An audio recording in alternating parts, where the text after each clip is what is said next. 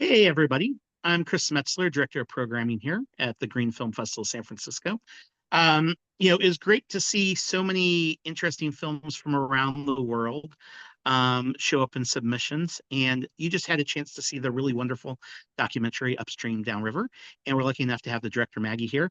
Welcome, Maggie. Thanks for being here. Great to be here, Chris. Great to see you.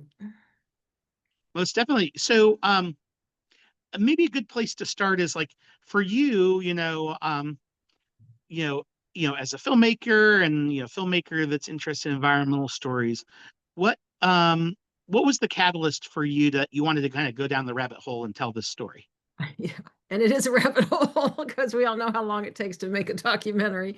But Yeah, actually, it absolutely. started it started in the Bay Area because I grew up in Berkeley, California, and my parents just took us. They were educators, so our big playtime was always going like up to Point Reyes or out to Muir Woods or just even down somewhere around the San Francisco Bay and up in Tilden Park. I mean, all the little kind of natural nature spots that we could enjoy as a family and wow, that was just a great way to experience childhood. And then when I was, I don't know, around 9, I guess, there was this horrific oil spill in the San Francisco Bay. Two tankers collided and it wiped out almost all of the bird life and other marine life. And my parents took us out of school for a week to go to a warehouse where they were trying to save these very endangered, at that time, very endangered brown pelicans and white pelicans.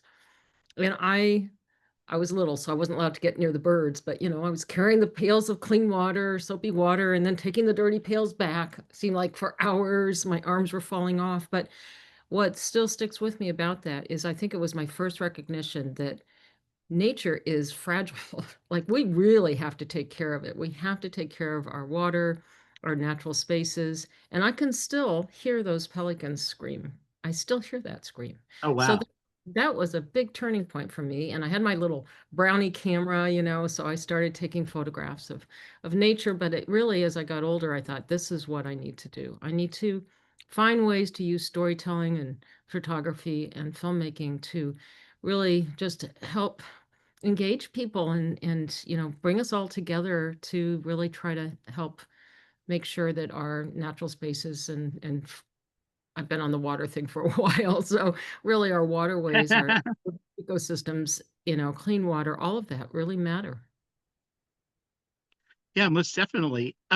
So with that kind of like similar to a lot of films that we have in the festival, like, as somebody that kind of cares about the environment, but also, when you have your filmmaker hat on, what are the things that kind of attract you to the stories that you tell? Like, is it the issue first, and then you find the people that kind of help tell the story, or or are you meeting the people first and then realizing this kind of larger issue you're wanting to explore?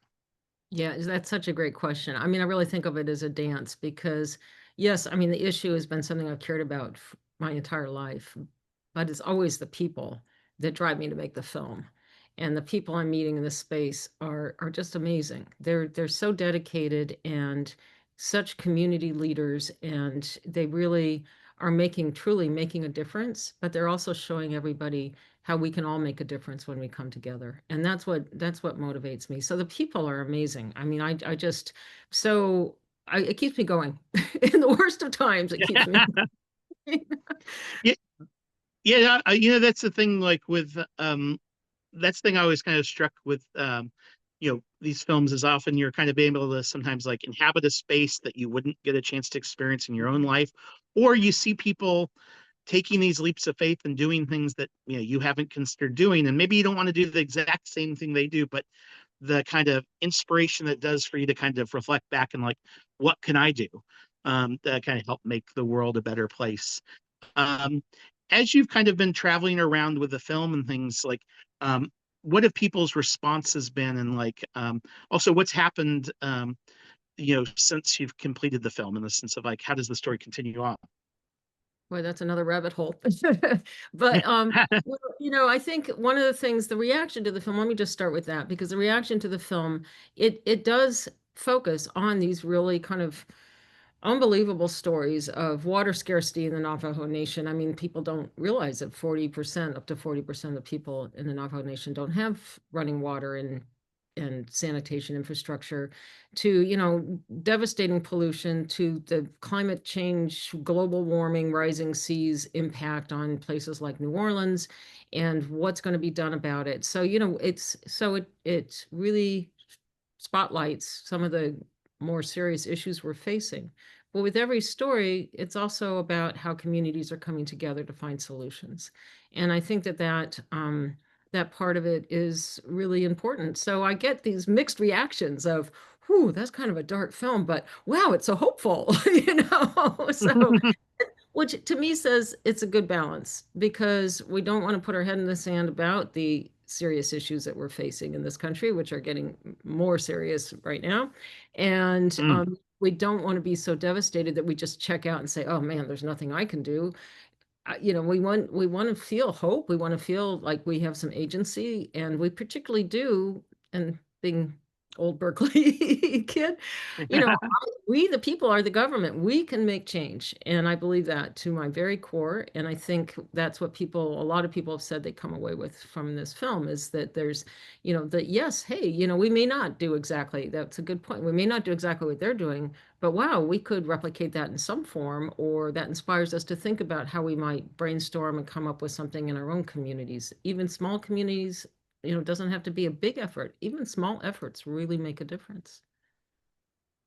And I guess here's a little bit of a random question, but I was kind of curious. Like, so um, when you make a film that you want to inspire people to kind of take action and things like that, how as a filmmaker, how do you kind of construct the film, or how do you kind of make a film where you know that, like, even if somebody doesn't know that they are interested in the issue, even if it affects them, how do you usually kind of like make the film so, like, people walk through that door and like want to check it out?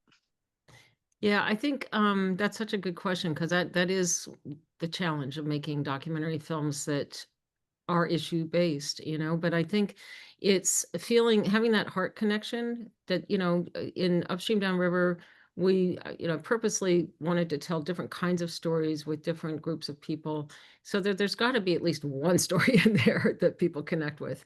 Hopefully many more than just one. But, it's that Mm. idea of it's framing the issue so that we understand the relevancy and the urgency of it. But then really what gets us to step step forward is that heart connection of feeling like, wow, I really relate to those people. I really empathize with those people. So creating that sense of just really caring deeply about what's going on in our world. And so hopefully the film motivates people to say, wow, they can do it. We should be able to do something too, But it is, that Exactly. balance is sometimes hard to find. And but I hope the film found a good balance. Yeah. Oh, I think so. I think it'll be inspiring in those good ways. And you know, as we wrap things up, the thing I always trying to remind our audiences is that we're so lucky that filmmakers like you are generous to kind of share their films early in their life cycle with us. And then our job is for the films that do kind of strike a chord with us is to kind of become the grassroots street team for the independent filmmakers to go talk about it at the barbecue on Saturday, or, post about it on social media. For those that want to kind of help spread the word, but also kind of follow your journey as a filmmaker, what's the best way for folks to kind of continue to follow that story?